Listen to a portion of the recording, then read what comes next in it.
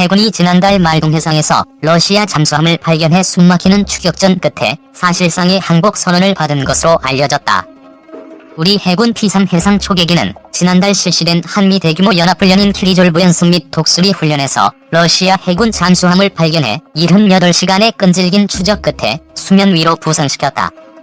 매년 3월에는 지휘소 시뮬레이션 훈련인 키리졸브 연습과 실기동 훈련인 독수리 훈련이 함께 실시된다. 잠수함이 상대국 해군에 의해 추적돼 부상하는 건 사실상의 항복 선언이다. 더 이상의 군사활동을 하지 않겠으니 가게 해달라는 의미다. 부상한 뒤에는 해당 해역에서 일제의 군사활동을 하지 못하게 되고 즉시 철수해야 한다. 우리 해군이 직접 외국 해군의 잠수함을 추격해 항복을 받아낸 건 상당히 드문 일이다.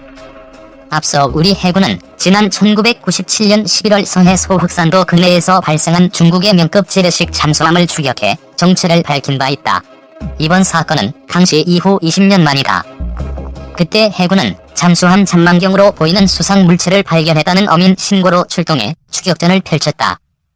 이번에 우리 해군은 러시아 잠수함을 부상시킨 뒤 러시아 태평양 함대 사령부에 항의 문서도 보냈다. 이에 러시아 함대 사령부는 동해에서 진행 중이던 한미연합훈련 정보를 수집하고 있었음을 시인하는 답신을 보내왔다고 한다.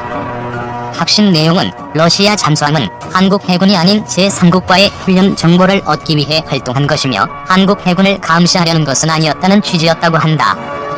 1차로 잠수함을 부상시켜 사실상의 항복 선언을 받아낸 뒤 러시아 사령부로부터 잘못했으니 보내달라는 애원까지 받은 셈이다. 당시 한미 해군은 전투기 60에서 80대를 탑재해 떠다니는 군사기지로 불리는 항공모함 칼빈슨 호등이 첨가한 가운데 해상훈련을 벌이고 있었다. 24일 해군과 국방부 등에 따르면 지난달 22일 울릉도 남쪽 동해 공해상에서 한미연합훈련 중이던 미 해군 함정이 국적불명 잠수함으로 의심되는 물체를 탐지해 우리 해군에 통보했다. 이 우리 해군은 미군 없이 단독으로 P-30K 최신형 해상 초계기를 출동시켜 작전을 성공시켰다. 이번 사례는 한반도 긴급사태 시 한미연합군의 운용 형태를 보여준다는 점에서도 의미 있게 평가된다.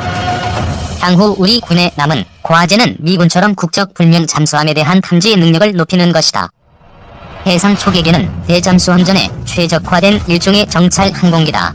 우리 해상 초계기들은 78시간 동안 10여 차례에 걸쳐 교대로 출동하며 러시아 잠수함을 쫓았다.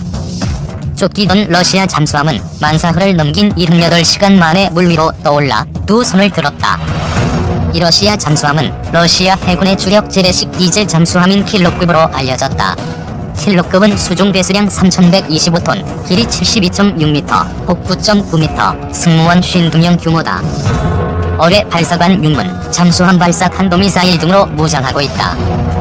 이후 지난 11일 러시아 미사일 순양함 발해거든 함정 2척이 부산 해군 작전사령부를 방문했고 12일에는 세르게이 바바칸츠 러시아 태평양 함대 사령관이 직접 2박 3일 일정으로 해군 작전사령부를 방문해 한라 군사교류로 이어졌다. 러시아 183m 초대형 핵추진 잠수함 공개. 러시아가 사상 최대의 핵추진 잠수함을 언론에 공개했다. 러시아 국영 타스 통신은 지난 23일 신형 잠수함 베고로드의 진수식을 보도했다. 블라디미르 푸틴 러시아 대통령은 이날 북부 도시 세브로토빈스크에서 벨고로드가 진수되는 모습을 상페테르부르크 소재 세베르냐 조선소에서 영상으로 지켜봤다. 타스 통신은 러시아군은 2020년 말 또는 2021년 초 베고로드를 실전 배치하기 위한 노력을 게을리하지 않고 있다고 전했다. 러시아 언론은 벨고로드 잠수함이 단순히 군사적 용도로만 쓰이는 게 아니라 무인 잠수정 등을 활용해 심해 구조에 나설 수도 있다고 전했다. 타스 통신에 따르면 벨고로드는 길이 184m, 배수량 24,000톤의 초대형 핵추진 잠수함이다. 러시아는 1992년부터 구형 타이푼급 핵추진 잠수함 대신 벨고로드를 건조하려 했지만 재정 문제로 여러 차례 연기했다. 그러다 푸틴이 정권을 잡으면서 건조를 시작했다. 벨고로드의 등장에 가장 큰 관심을 갖는 나라는 미국이다. 벨고로드의 건조 목적 때문이다. 이 잠수함은 포세이돈으로 알려진 무인 잠수함 6기를 탑재할 수 있다. 포세이돈에는 초대형 핵탄두를 장착할 수 있다. 러시아 정부는 이 포세이돈이 미국 대도시를 노린 무기라고 공공연히 언급했다. 벨고로드에 탑재될 포세이돈은 6에서 7년 전부터 서방 언론에 회자됐다. 당시 언론은 러시아가 프로젝트 0985이라는 반포명으로 신형 무인 잠수함을 만들고 있다면서 오바마 정부는 이 사실을 숨기고 있다고 주장했다. RFE 포세이돈 실전 배치는 2027년 돼야 가능. 사람들은 이 무인 잠수함이 수십 메가톤급 이상의 핵탄두를 장착한 채로 평소에는 배양의 심해를 떠돌거나 숨어 있다가 본국의 명령을 받으면 적국의 항구를 촉도화시키는 무기라는 설명에 경악했다. 속도 또한 일반 잠수함이나 어뢰보다 훨씬 빨라 요격도 불가능하다. 이후 세계 안보 전문 매체들은 러시아의 프로젝트 0985가 실존하느냐 아니냐를 두고 다양한 의견을 내놨다. 2015년에는 러시아 국영방송이 실소 프로젝트 0985의 도면 스케치를 보도했다. 게다가 여기에는 적이 경제적 역량에 치명타를 가하기 위한 해안지역 공격에 사용하는 전략무기라는 설명이 붙어 있었다. 러시아 당국은 방송국에 오보라며 사실무근이라고 주장했다. 서방 언론은 러시아의 말을 믿지 않았다. 2018년 3월 푸틴 대통령은 앞으로 미국을 압도할 무기 가운데 하나로 이 무인 잠수함을 소개했다. 포세이돈의 등장이었다. 프로젝트 0985는 사실 이 포세이돈을 탑재할 초대형 잠수함 베고로드의 계획명이었다. 러시아는 포세이돈을 32기 생산해 주요 함대에 배치할 계획이다. 자유유럽 방송의 같은 날 보도에 따르면 미 정부 기관들은 포세이돈 무인 잠수함의 개발이 아직 끝나지 않았으며 실전 배치 시기는 2027년은 돼야 할 것으로 예상했다. 러시아 핵전력의 핵심 요소가 될 최신 전략핵 잠수함 블라디미르 대공함이 10일 해군의 인도대 실전 배치됐다고 현지 국방부 홍보실이 밝혔다.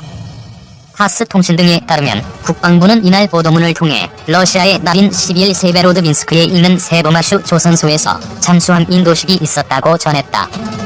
행사에는 니콜라이 예보메노프 해군 사령관과 알렉산드르 모이세이에프 북해함대 사령관 등이 참석한 것으로 알려졌다.